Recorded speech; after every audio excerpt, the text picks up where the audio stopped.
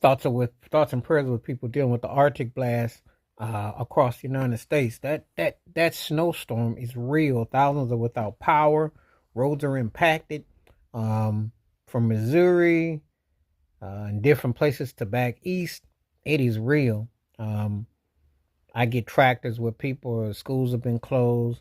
You know, when you have these kind of storms, they're no joke, and then you have to stock up and be prepared. So the Arctic blast is real. It's one of those things where you know it's not so surprising. You know, really when you think about it.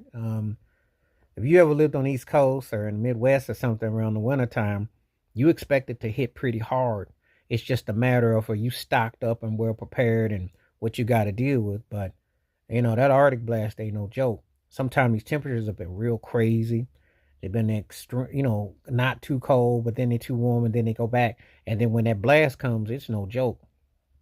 So when you got to dig that snow up and be ready, all through Jersey, Pennsylvania, Maryland, up into the Virginia area and all that. So, um, you know, I was in New York State. Family, friends, people I've known, it coming, and it's no joke. All you can do is just be prepared and stay warm as well as you can be. Have everything that you need food wise, the basic necessities, and you know, because you just don't know how long what's going to happen. But it's always an Arctic blast, and it's always a real adventure trying to get through it. You know, these snowstorms have been happening forever and a day. You know, and depending on where you live, because I remember, you know, back in the day, it depends on where you were on the East Coast. And if you went somewhere in the South, it don't take but like a half an inch, and they close the whole town down. Whereas if you're in the upper East Coast, you can have foots. I said foots. I ain't even say feet. I said foots, and they'll just say it'll be a 3 hour delay, because everybody handles it different. It's a psychological dynamic. Um, it's quite a I don't know. It's a kind of catastrophe. It's quite a way of how to deal with it.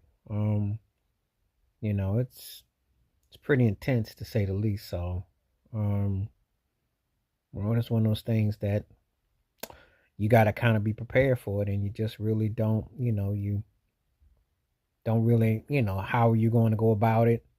Which way you're going to, you know, make shifts. So it's really hard to like prepare for, because as much as people get prepared for it, and then you got to tell yourself that yeah, you got to deal with this for probably about a few weeks to a whole nother month, and it's just like conditions that you just don't want to have to endure. So you know,